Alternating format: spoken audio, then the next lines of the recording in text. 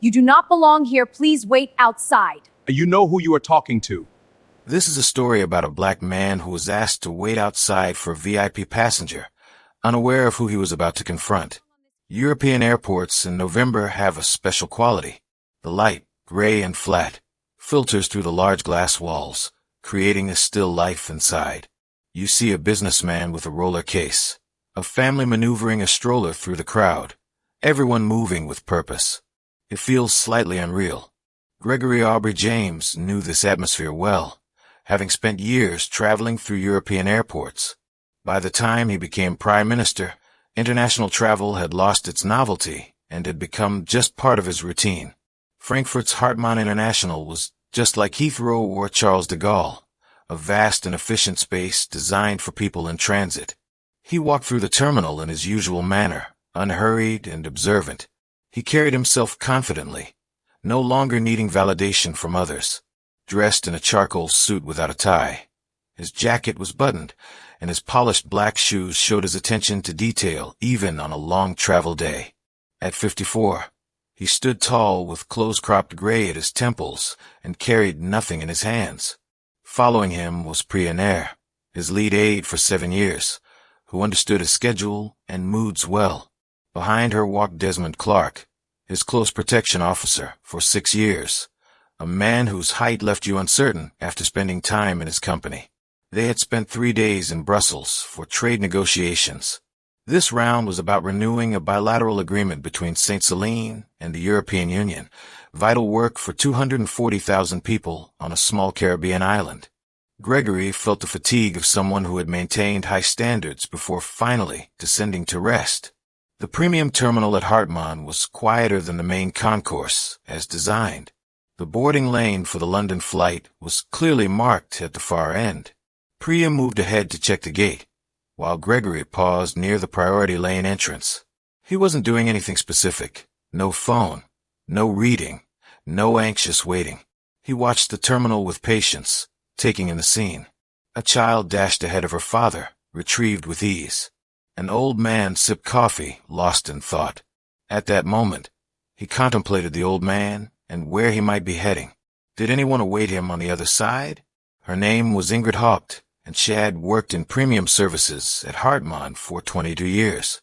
She excelled at her job. This is important because what follows is not the tale of a person failing at their job, but rather of someone operating under a deeply ingrained assumption. That morning, she had been informed about a VIP on the London flight, an executive whose assistant had called ahead to clear the lane, hold the entrance, and ensure a smooth transition from terminal to gate. She noticed a black man near the priority entrance, observing his calm demeanor. He wasn't looking at his phone and stood still, which, in her experience, did not fit the typical profile for someone waiting in that lane. She approached him and informed him that this lane was reserved for priority passengers, asking if he had his boarding documents ready. He replied evenly that his aide was retrieving them. In response, she made a suggestion that would later trouble her. Perhaps he would be more comfortable waiting in the general seating area until the priority lane opened, as the VIP was expected shortly. He looked at her and replied, "Of course," but did not move. She returned to her station, brushing it off as a minor issue.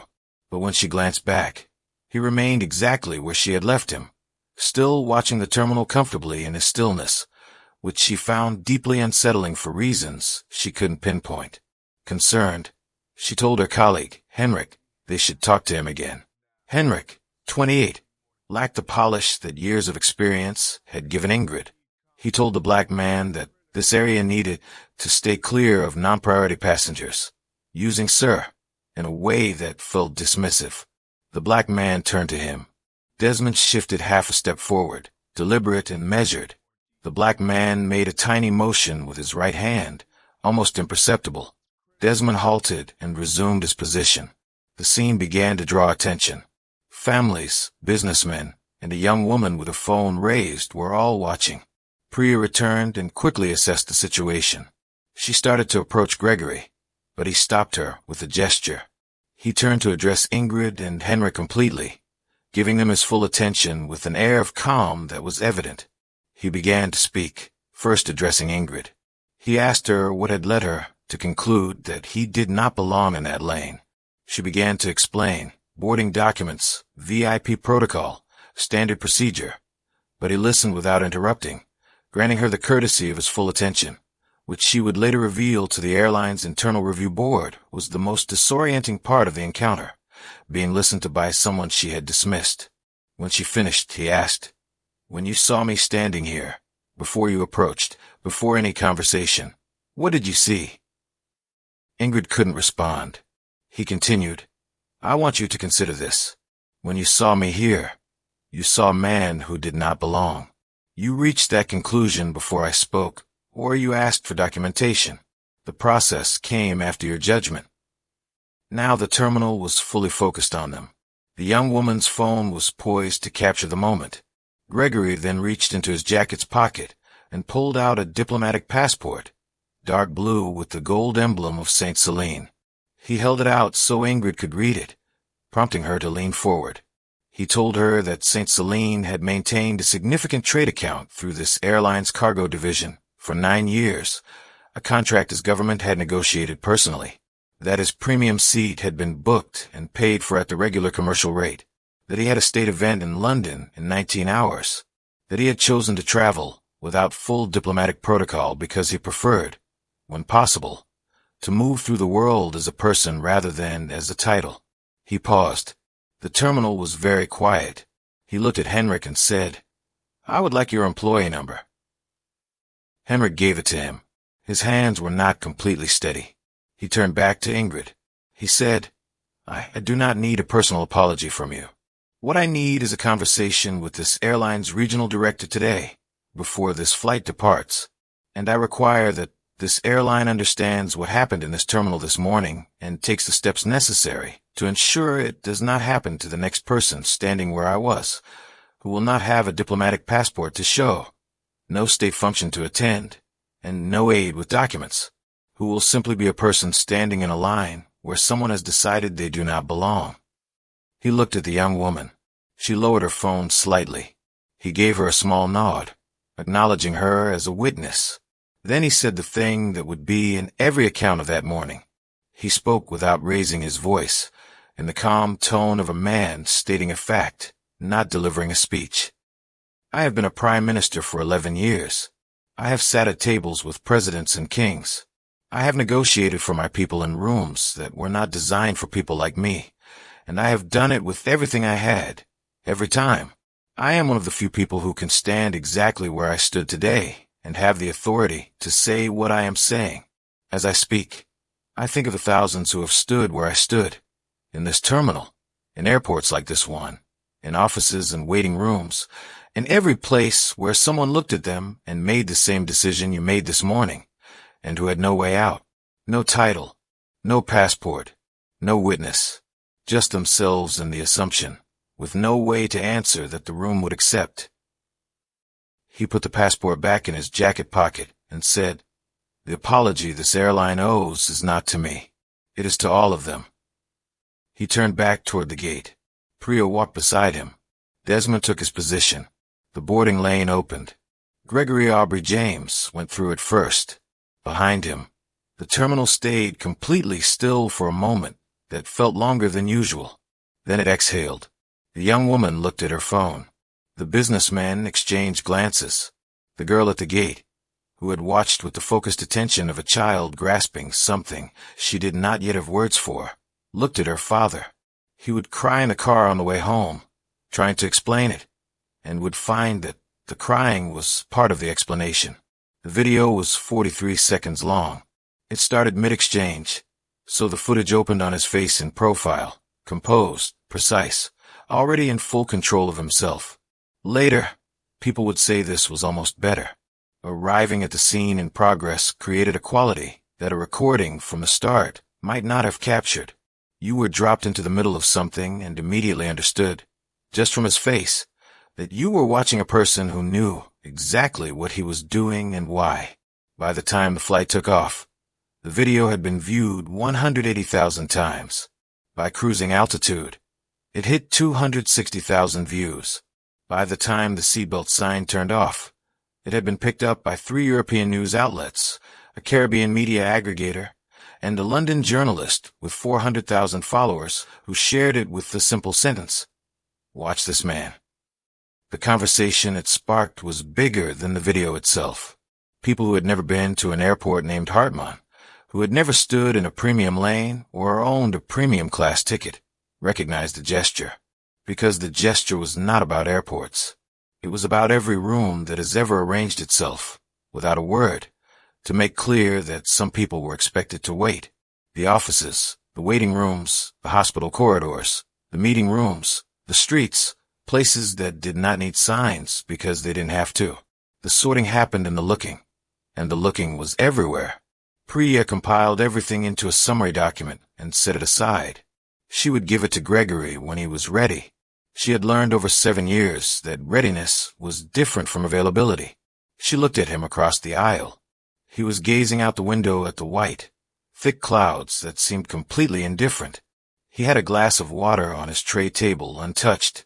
He had the expression of a man who had briefly stepped back into himself, away from his public persona, to let something settle. She turned back to her screen and gave him his time. He was thinking about himself at 19 years old, standing in the international arrivals hall at Heathrow Airport for the first time. He had come from St. Celine on a scholarship to study law at King's College London. He wore his best clothes and carried a folder containing every document he had been told he might need, organized by the order he might need them. A man in a uniform had stopped him. The officer looked at his passport and scholarship letter with an expression of careful neutrality that was meant to be unreadable, yet entirely readable. He had answered every question and produced every document. He was waved through with a nod that felt more like a concession than a welcome. He walked out into a gray October morning and thought, with the clarity of someone who has just had something confirmed that they previously only suspected, "This is what it is. This is the burden I will carry. Not because I have done anything wrong or because I do not belong here, but because this is the world and this is what it does, and now I know it from the inside." He stood there for perhaps 30 seconds. Then he picked up his case, walked to the taxi rank, and gave the driver the address of his hall of residence. He began. He spent the next 35 years beginning, starting in courtrooms where the other lawyers adjusted, starting in legislative chambers, at international tables, in rooms not built for him. He was 54 years old and the prime minister of a nation, and that morning a woman had looked at him, concluding not here. He was not surprised. That was the part he found hardest to explain to those who had not lived it, the absence of surprise. What he felt in the terminal was not outrage. Outrage implies unexpectedness. What he felt was something more exhausting and honest, the weight of a recurring experience. Something he had carried since that October morning at Heathrow and had never, not once in 35 years, been able to put down. Yet, he had kept going. This was the message he wanted people to understand when they watched the video and called it inspiring, sharing it with the caption, "Watch this man." The inspiration was real, but so was the weight. You did not get one without the other. The calmness in that terminal came from 35 years of carrying something heavy without letting it make him bitter, small, or convince him that the world's arrangements were final. That was the work nobody filmed. That was the daily effort to remain fully himself in a world that offers many reasons to become something easier. He looked at the clouds and thought about his country below them, beyond the curve of the earth.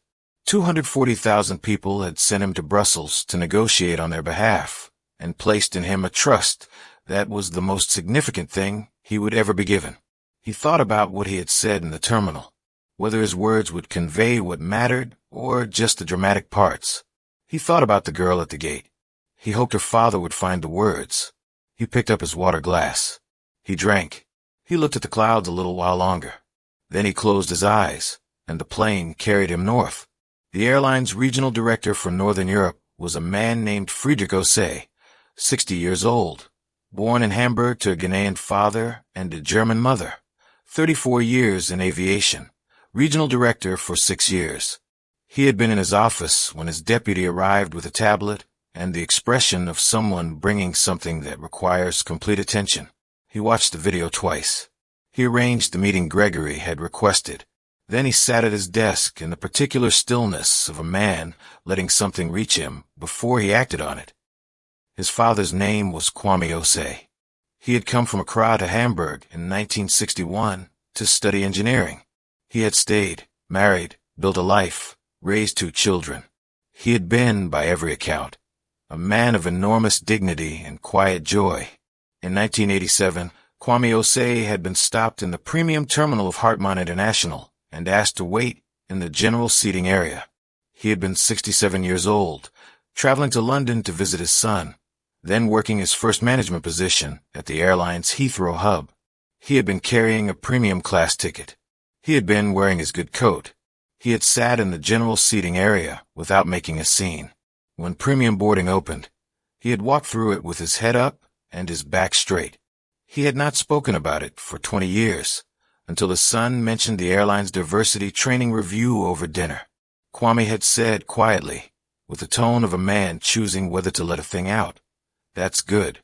That should have happened a long time ago." Friedrich sat at his desk on a November morning in 2024 and thought about his father in a chair in a general seating area in a good coat. Then he thought about Gregory Aubrey James standing in that same terminal 37 years later. He felt the full weight of the distance between those 2 moments, the distance that was and the distance that was not. He stood up. He called for his car. He caught the next flight to London. The meeting took place in a glass-walled room off the arrivals hall at Heathrow Terminal 5. Friedrich arrived 40 minutes before Gregory's flight landed. He used the time to prepare what he intended to say, and then to reconsider it, and then to decide that what this moment required was not a managed apology, but an honest conversation. Gregory came from the gate, and they shook hands, the formal grip of 2 men opening a difficult meeting. His expression was neither warm nor cold. He had reserved judgment. Friedrich spoke first. He said, "I am here not because my communications team advised it, though they did. I am here because I needed to be." Gregory said, "I appreciate that distinction." Friedrich offered the apology on behalf of the airline and on behalf of himself as someone who had spent 34 years inside an institution that had not done enough. Gregory received it. Then he said what he had actually come to say. He said, "The apology I care about is not the one you're offering me. I have a title and a passport, and they work this morning. But what about the person who doesn't have those things? What about the man with a premium class ticket and a good reason to be standing in that lane and no credential this terminal would accept? What happens to him?" Friedrich said, "He waits in the general seating area. I know because it happened to my father. In this terminal, in 1987, the room was quiet.